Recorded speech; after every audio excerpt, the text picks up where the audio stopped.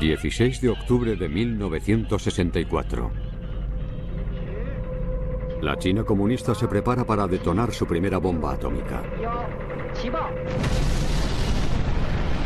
Apocalipsis, la Guerra Fría.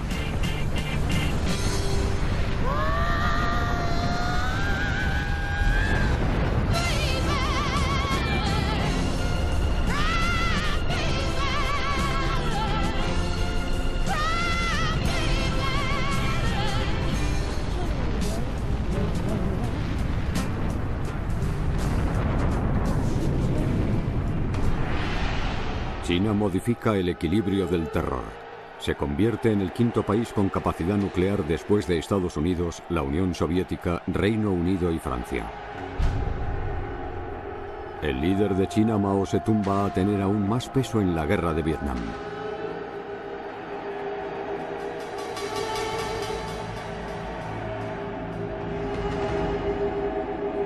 Recordando su intervención de 1950 en Corea, amenaza: si Estados Unidos ataca a Vietnam del Norte, tendrán que recordar que los chinos tienen piernas y que esas piernas están hechas para luchar. El abismo.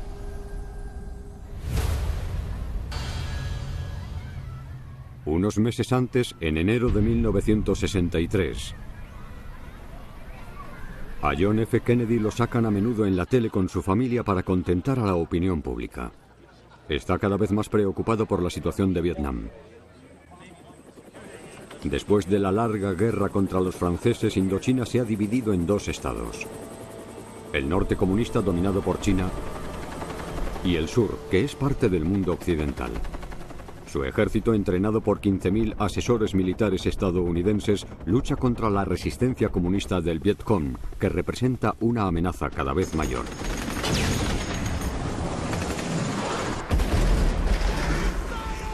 Llegan incluso a derrotar a los vietnamitas del sur y a los estadounidenses en la batalla de Ap Bac.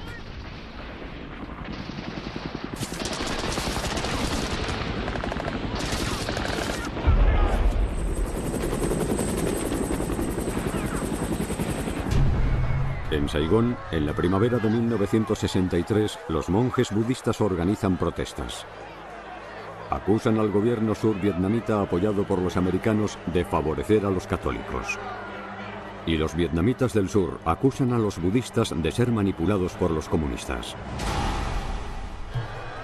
Al presidente survietnamita No Dinh Diem le acusa el embajador estadounidense Cabot Lodge de no tener el control de la situación. A Kennedy le recuerdan la Guerra Civil China de 1949. La ayuda americana no logró detener a Mao. We don't want to have a repetition of China, because that was the most damaging event, certainly, that's occurred to us, and perhaps in this century, when that passed into the control of the communists. Kennedy da luz verde a los generales survietnamitas para deshacerse de Diem, considerado un inepto.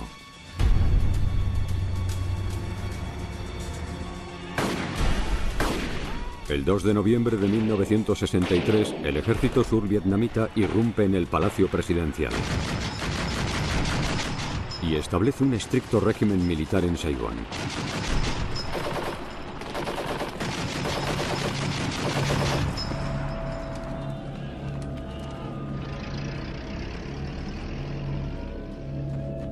El presidente de Vietnam del Sur y su hermano acaban ejecutados.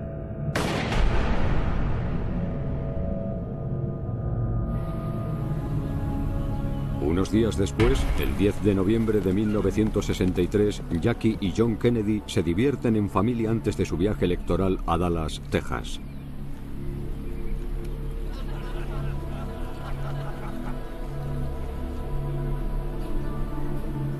Jackie está tratando de superar su depresión después de la pérdida de su tercer hijo, Patrick. John y Caroline son un gran apoyo para ella. Jackie enseña a su hijo el saludo militar. No quiere ir a Dallas, una zona conocida por su hostilidad hacia su marido. Kennedy también está preocupado, pero bromea. Sería fácil asesinarme. Basta con subirse a lo alto de un edificio con un francotirador.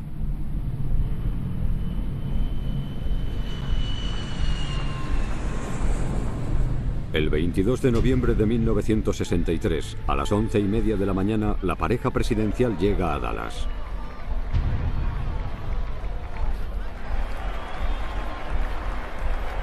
La interminable comitiva tarda 1 hora en llegar al centro de la ciudad.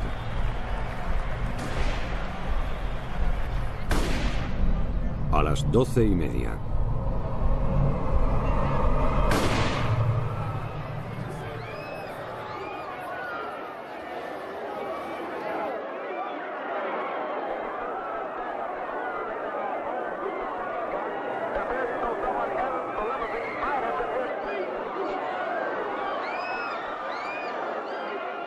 El vicepresidente Lyndon Johnson reemplaza a Kennedy y se convierte en el 36º presidente de Estados Unidos, como establece la Constitución.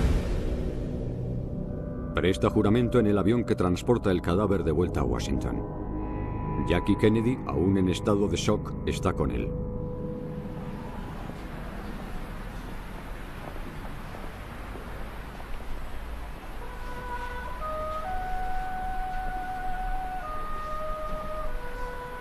En el funeral de su marido, Jackie se acerca a su hijo de 3 años, John, y le dice: ahora puedes saludar a papá y despedirte de él.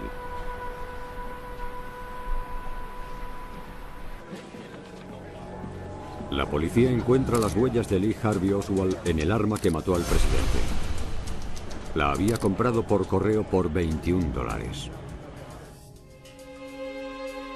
Oswald es un joven de 24 años que acaba de volver de la Unión Soviética. Lo detienen enseguida y poco después todos ven por televisión como Jack Ruby lo asesina en directo. El comité de investigación concluye que Oswald fue el asesino del presidente y que fue un acto aislado. En Moscú, el líder soviético Nikita Khrushchev acude a firmar el libro de condolencias en la embajada estadounidense.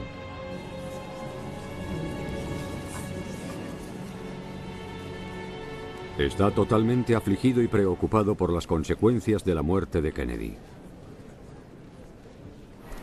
A Lyndon Johnson lo nombran presidente de los Estados Unidos debido a estas tristes circunstancias. Tiene 55 años. Los hermanos Kennedy lo eligen como vicepresidente porque es un demócrata elegido del sur con tendencias antirracistas. Aunque está decidido a continuar con el trabajo de Kennedy por la igualdad de derechos civiles y sociales, está menos involucrado en la lucha contra el comunismo, de la que sabe poco.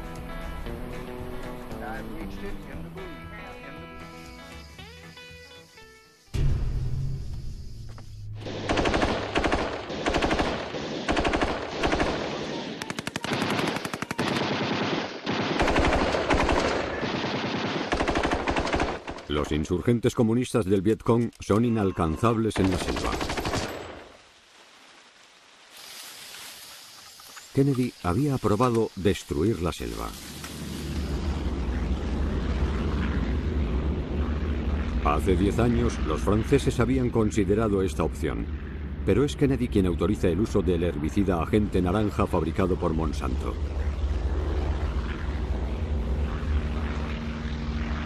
Sus efectos son devastadores, especialmente en el tazón de arroz del sur, el delta del Mekong. La operación llamada Ranch Hand comienza en 1962 y durará 8 años más.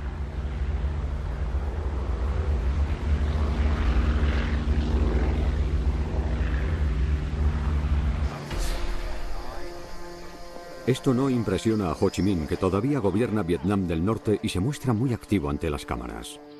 ¿Es que vous avez peur que les Américains portent la guerre au Nord-Vietnam? Nous n'avons jamais peur. Comme les Français aussi, on dit que peur n'existe pas. Johnson no tiene la misma determinación. Llama a su asesor, McGeorge Bundy, y le dice: I don't see what we can ever hope to get out of there with once we're committed. I don't think it's worth fighting for, and I don't think we can get out. I just thought about ordering those kids in there, and what in the hell am I ordering him out there for? One thing that is Vietnam worth to me? What is it worth to this country? Johnson y su secretario de Defensa McNamara deciden mandar al comandante supremo del ejército estadounidense a Vietnam, el general William Westmoreland, un brillante oficial paracaidista de 50 años que es un héroe de la Segunda Guerra Mundial y de la Guerra de Corea. Su misión, salvar a Vietnam del Sur del desastre. Cuando llega en junio de 1964, Westmoreland descubre una situación muy compleja. Los americanos están convencidos de que ya no se enfrentan a los soldados de la resistencia del Vietcong del Sur, sino al ejército regular norvietnamita que se ha infiltrado en el sur del país. Para luchar contra ellos legalmente necesitan un pretexto. El incidente del Golfo de Tonkin les proporcionará uno. El 2 de agosto de 1964, dos barcos de la Marina estadounidense navegan demasiado cerca de Vietnam del Norte. Luego afirman que los han atacado los norvietnamitas. Este es el pretexto para ordenar a los portaaviones americanos a hacer una demostración de poder y pedir al Congreso de Estados Unidos el 7 de agosto de 1964 que autorice a Johnson a declarar oficialmente la guerra a Vietnam del Norte.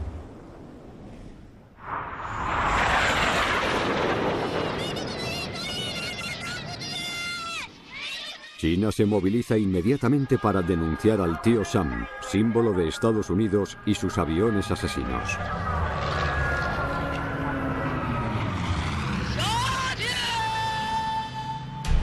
El 14 de octubre de 1964, en Moscú, los líderes soviéticos, liderados por Leonid Brezhnev, expulsan a Khrushchev del poder con la esperanza de recuperar las relaciones con China.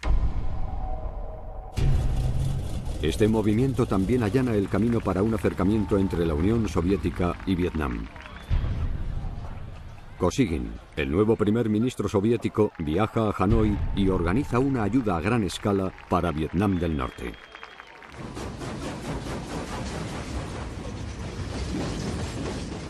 Muchos de estos suministros transitan hasta China, donde toman los que quieren y copian la tecnología. Mao continúa su estrategia despiadada. Quiere debilitar a Rusia. Y estas grandes cantidades de armas entregadas a Vietnam del Norte pondrán a prueba la economía soviética. Johnson, por otro lado, descarta la idea de la coexistencia pacífica en marzo de 1965, cuando lanza una ofensiva aérea en masa contra Vietnam del Norte. La operación Rolling Thunder tiene como objetivo llegar a la opinión pública, sin arriesgar la pérdida de vidas americanas.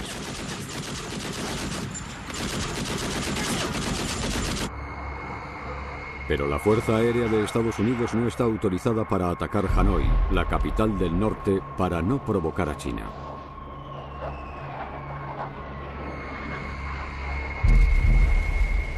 Así que una vez destruidas las rutas de suministro hacia el sur junto con los puentes, cuarteles y almacenes de municiones, los americanos se quedan sin objetivos.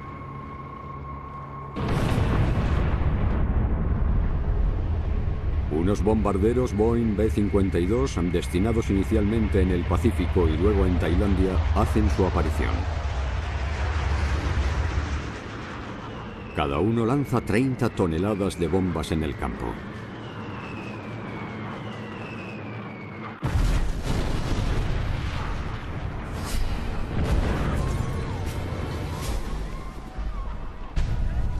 El 30 de marzo de 1965, un atentado terrorista frente a la embajada americana con un coche bomba del Vietcong se salda con 20 muertos y 200 heridos. Ya no hay vuelta atrás para el presidente Johnson.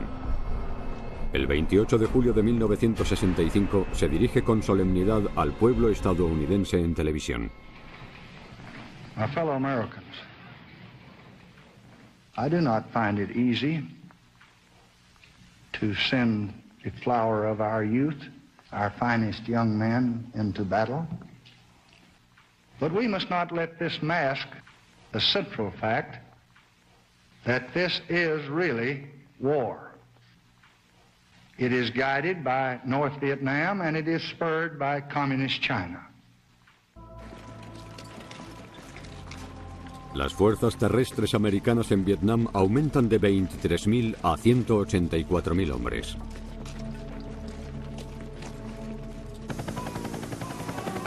Con la primera oleada de refuerzos, el Estado Mayor puede implementar grandes ofensivas para localizar y destruir a los del Vietcong. Estas operaciones movilizan cientos de helicópteros que se han convertido en los modernos sementales de la primera división de caballería.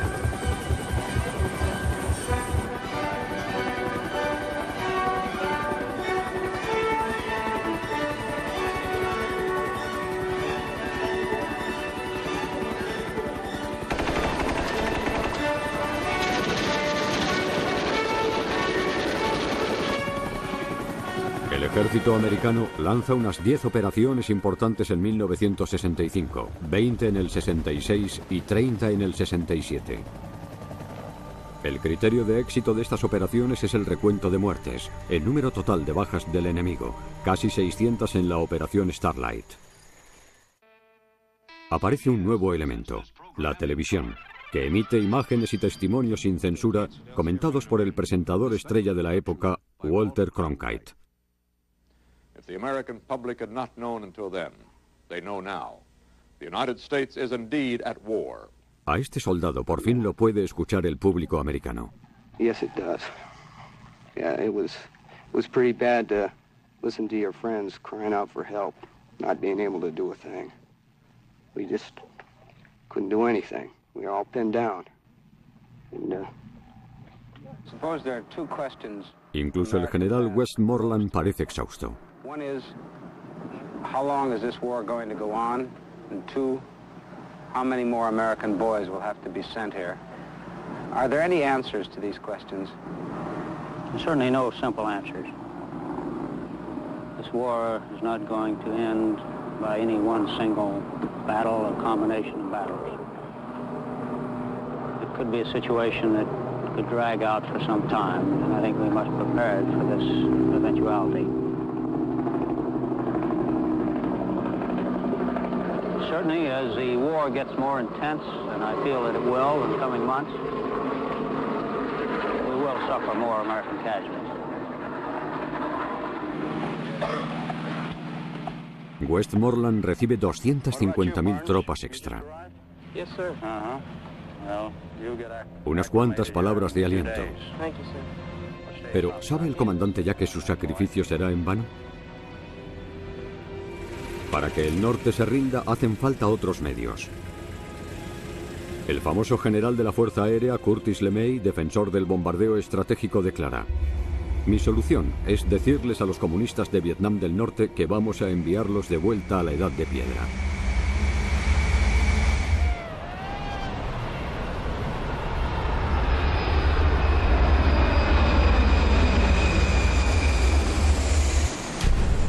El 29 de junio de 1966, por primera vez, Johnson autoriza el bombardeo a Hanoi y al puerto de Haiphong.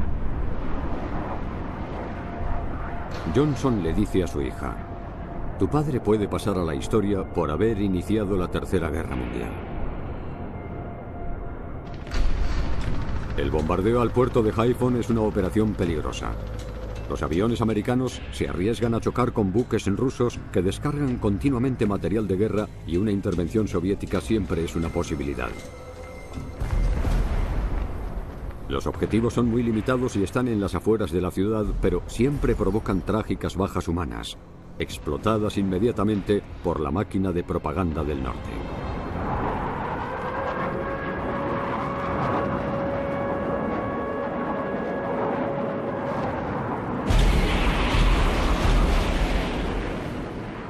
La destrucción de Hanoi, la capital de Vietnam del Norte, provocaría una violenta reacción en China. Así que, una vez más, las bombas caen fuera de los límites de la ciudad.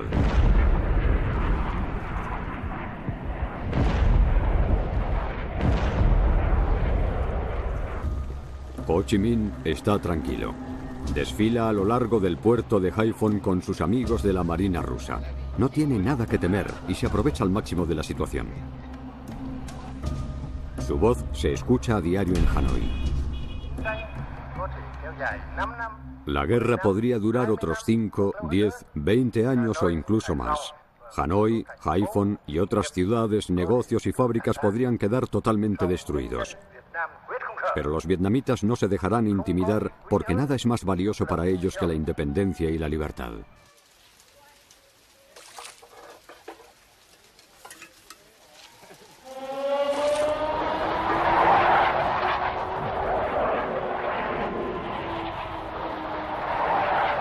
Los pilotos americanos saben que sus aviones llenos de material electrónico son vulnerables al fuego antiaéreo, incluso el de pequeño calibre.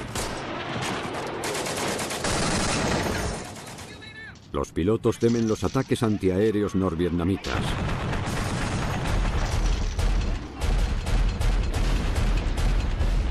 Apoyados por los numerosos cañones soviéticos controlados por radar y los sofisticados misiles SAM.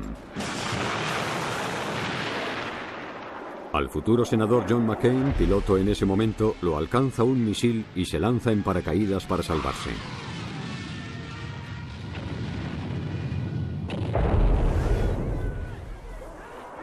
Al igual que muchos pilotos, es víctima de un linchamiento por parte de la multitud, especialmente por las cámaras.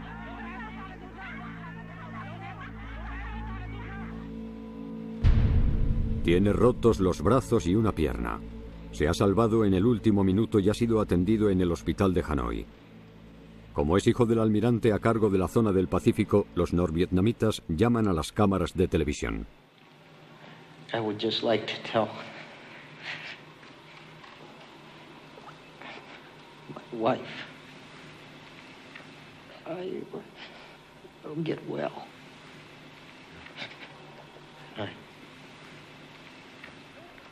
I hope to see her soon. I'd appreciate it if you tell her that. That's all.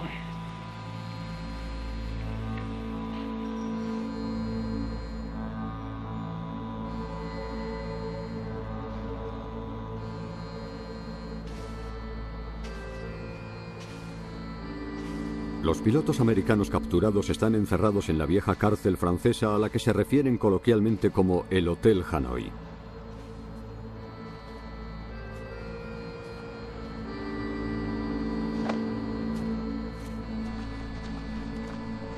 Se les mantiene vivos para usarlos como escudos humanos en el centro de la ciudad. La estudiante de inglés, Trinity No, les habla todos los días a través de la radio de Hanoi. GI, your government has abandoned you. They lied to you, GI. You have lost this war, GI. They cannot see you from your airplanes, GI. They come to bomb you. A partir de ahora, los americanos limitan sus objetivos al sur. Sus aviones lanzan miles de bombas sobre el Vietcong, destruyendo un territorio que se supone que deben defender.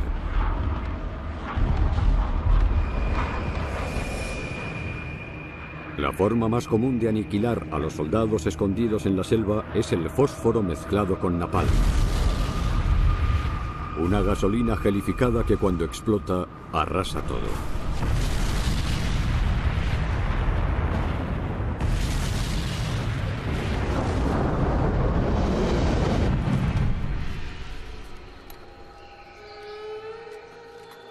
El Vietcong pasa a la clandestinidad. Cavan cientos de kilómetros de túneles como el famoso complejo subterráneo en Cu Chi, cerca de Saigón. Refugios de supervivencia, espacios para vivir, hospitales militares, almacenes de alimentos y armas.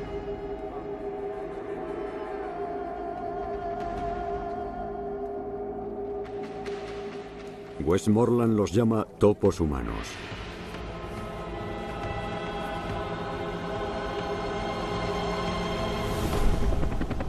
A finales de 1967, el Vietcong recibe órdenes de Hanoi de preparar una gran ofensiva en todo el sur del país.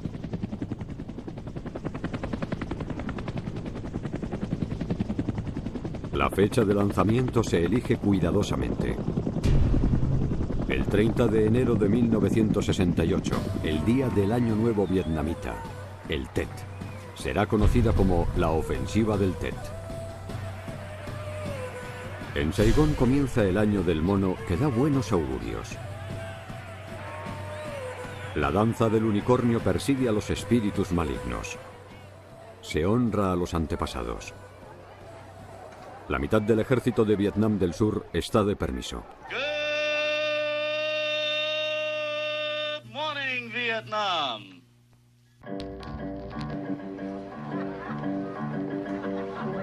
Los jóvenes americanos pasan un año nuevo tropical en la playa.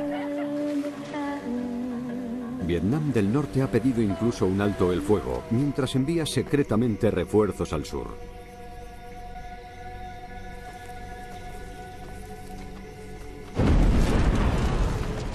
Durante la noche, el ejército norvietnamita inicia su ataque por todo el país. En la mañana del 31 de enero de 1968, la situación no está clara. Los comunistas habían apostado por un levantamiento popular masivo a su favor. Pero el pueblo, aterrorizado, busca protección. El ejército survietnamita se las arregla para enfrentarse a los soldados del norte.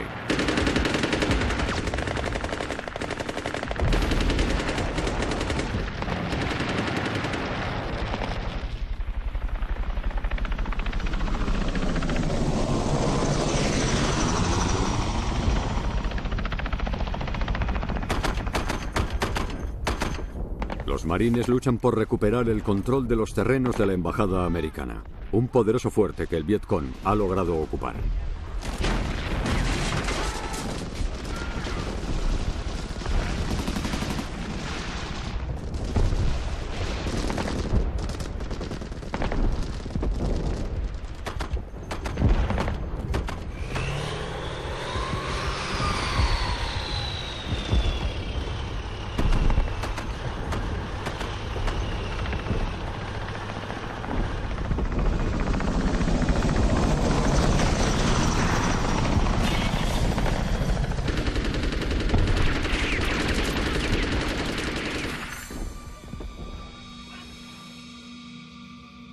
En la tarde del 31 de enero, la situación en Saigón ha vuelto a la normalidad, pero no en los cientos de ciudades del sur que han sido atacadas al mismo tiempo.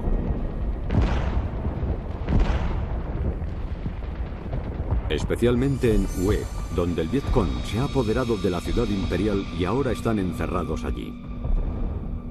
Han izado su bandera y los americanos están luchando por quitarla.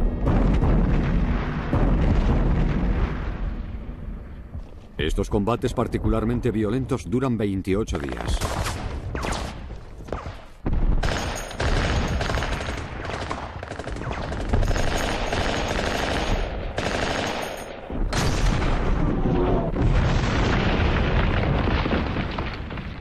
Al final, los vietnamitas del sur y los americanos suman 700 hombres muertos y 4.000 heridos.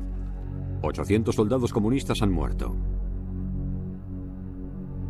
Pero no antes de ejecutar a 3.000 civiles survietnamitas, dignatarios y funcionarios, junto con sus familias.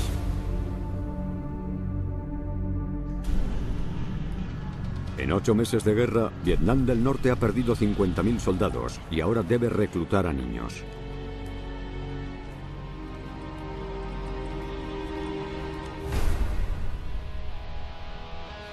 Pero también es un fracaso para los americanos. Un fracaso que les cuesta sus puestos a Westmoreland y McNamara. Estas imágenes, como las del campo americano de Khe Sanh, crean un cambio generalizado en la opinión pública.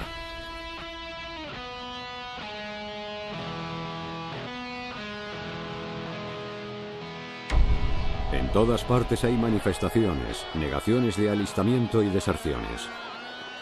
La generación más joven se rebela en todo el país. Esta revuelta se extiende por todo el mundo. A Tokio, Berlín, Madrid, Londres, Sydney,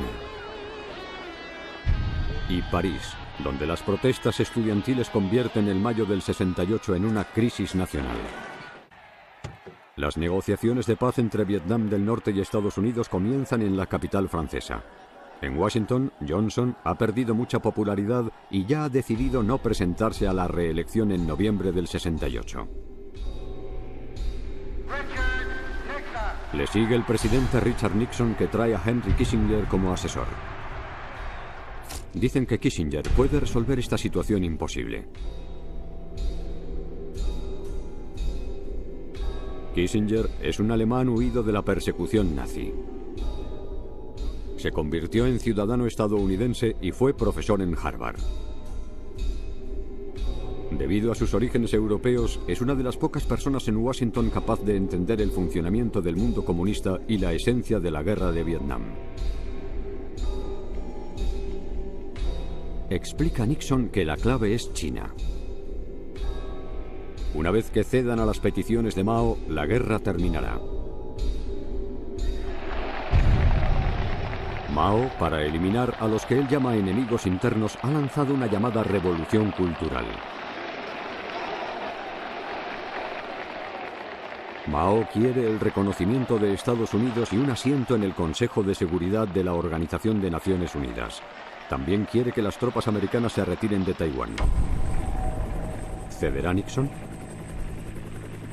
Mientras tanto, en Vietnam del Sur, la guerra continúa, con las interminables patrullas enemigas en los arroyos y ríos.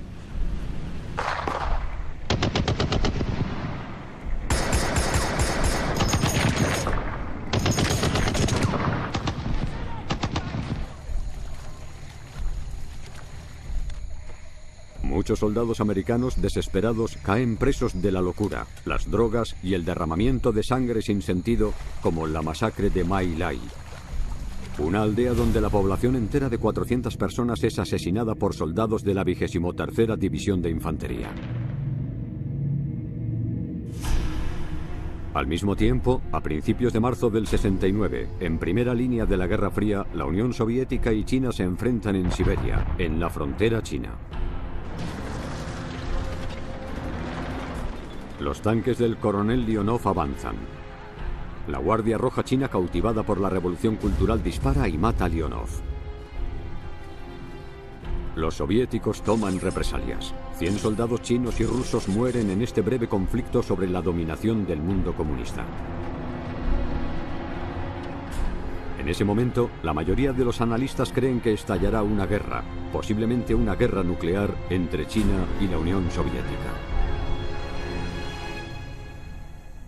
En el otro lado del mundo, los americanos se vengan en la carrera por llegar al espacio. Julio de 1969. Neil Armstrong y otros 2 astronautas se embarcan para un viaje de ida y vuelta a la Luna.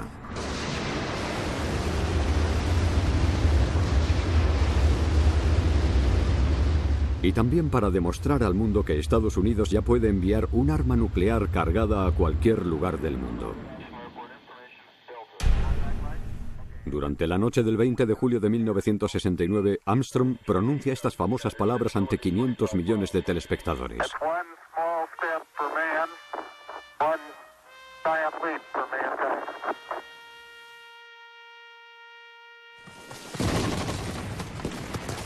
En Vietnam continúan las operaciones importantes.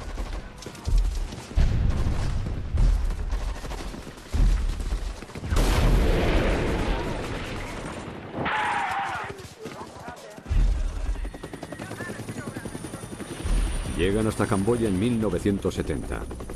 Y en 1971, en Laos, en la operación Lam Son, 8.000 soldados americanos y survietnamitas mueren y 20.000 resultan heridos mientras intentan cortar el famoso camino de Ho Chi Minh, que permite al norte entrar en el sur.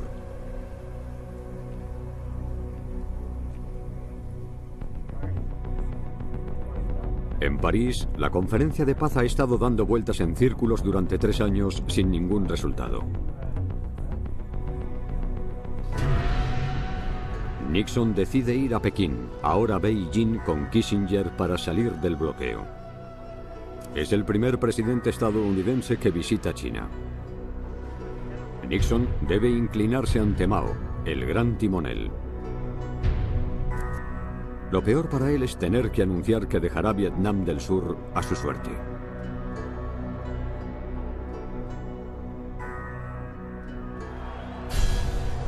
París, 23 de enero de 1973. Se firma el acuerdo de paz entre Vietnam del Norte y Estados Unidos. Es más bien un alto el fuego en 3 partes. Cese de las hostilidades. Liberación de todos los prisioneros.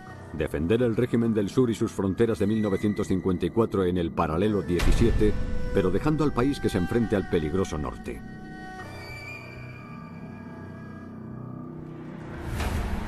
Para el norte, han ganado la guerra de Vietnam.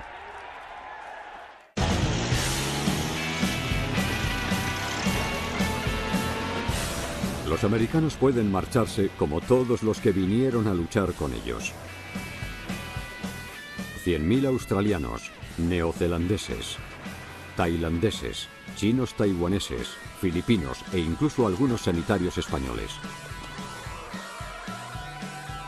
Los norvietnamitas liberan a los pilotos de combate prisioneros, incluyendo a John McCain. Apenas 2 años después de la firma de este acuerdo de paz, la población survietnamita huye en masa del ejército del norte que les bombardea, violando los acuerdos que tenían de proteger el sur.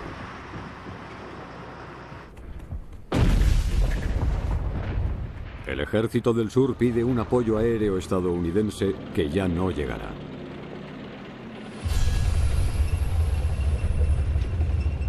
El 30 de abril de 1975, Saigón cae.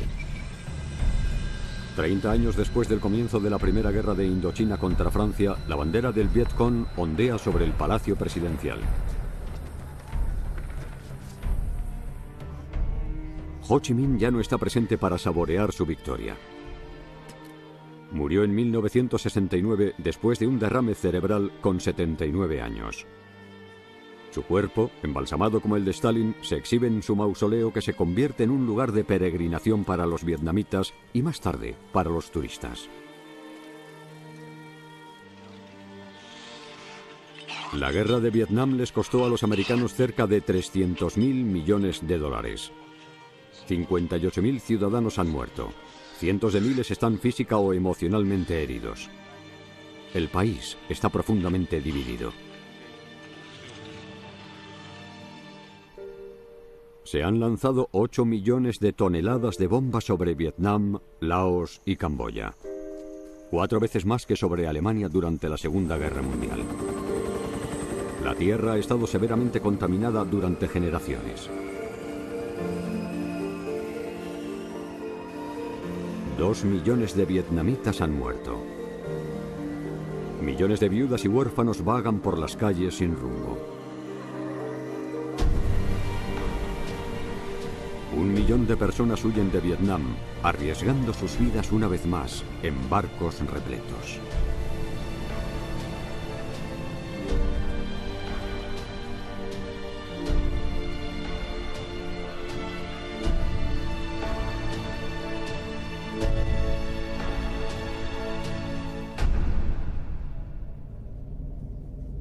Mao ha ganado todos los frentes.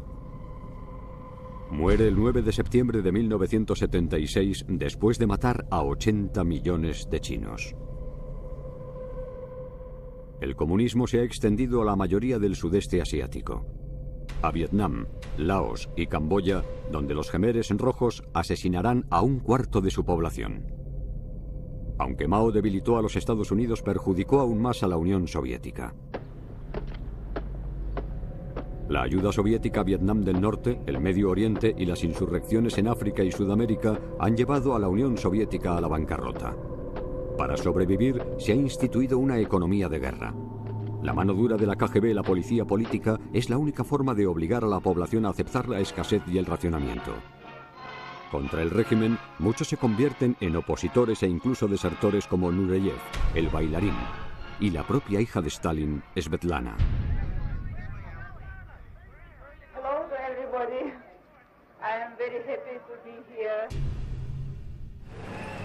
El imperio soviético comienza a resquebrajarse.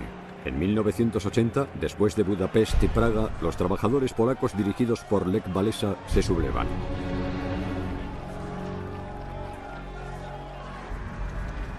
La trampa afgana se acerca al Ejército Rojo.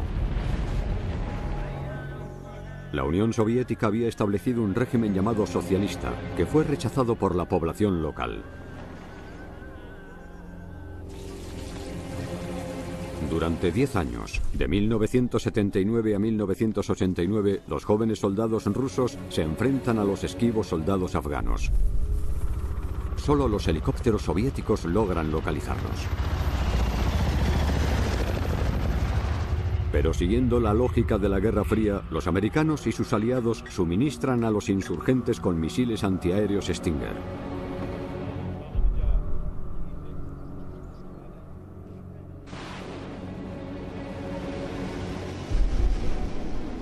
Estos misiles contribuyen a alterar el equilibrio del terror y provocar la retirada soviética. Ronald Reagan, presidente de Estados Unidos desde 1980, juega un papel importante al iniciar una nueva carrera en busca de armas más sofisticadas. La Unión Soviética no puede participar en esta desastrosa aventura espacial apodada la Guerra de las Galaxias.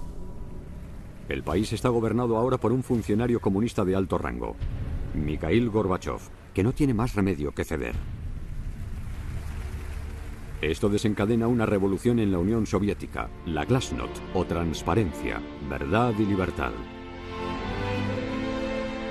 Y la perestroika, la reconstrucción, la gran reforma económica.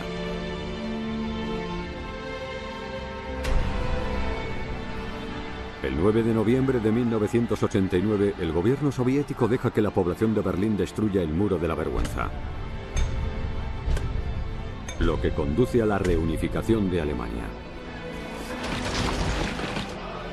El Imperio Soviético se divide en 10 naciones independientes: Rumanía, Hungría, Checoslovaquia, Polonia y los estados bálticos rechazan los regímenes impuestos por Moscú.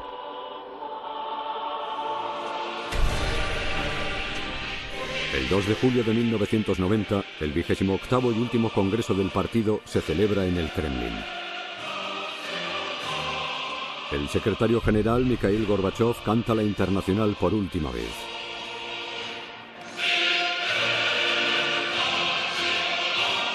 Como una despedida de una utopía social corrompida por tiranos sedientos de sangre.